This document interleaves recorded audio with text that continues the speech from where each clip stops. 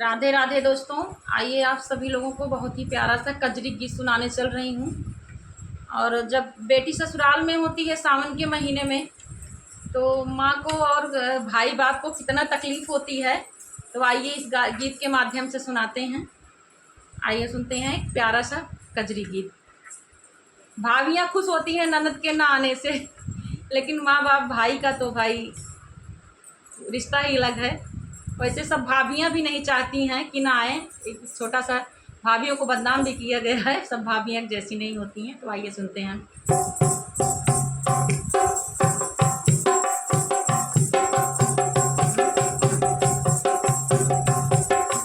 अंगना में बैठी रोवे बिटिया के माई, अंगना में बैठी रोवे बिटिया के माई, आई गईले सवनवाना, आई गईले सवनवाना, की आई गईले सवनवाना। अंगना में बैठी रोवे बिटिया के माई, आई गईले सवनवाना। सवना भदौना की घनी अंधियरिया, सवना भदौना के घनी अंधियरिया, घनी अंधियरिया, हो घनी अंधियरिया। घुमड़ी के बरसे बदरवाना, की घुमड़ी के बरसे बदरवाना। गंगा माई भभकी के लहराए, गंगा माई भभकी के लहराए, लहर लहर देती लहरियाना, की लहर लहर देती लहरियाना।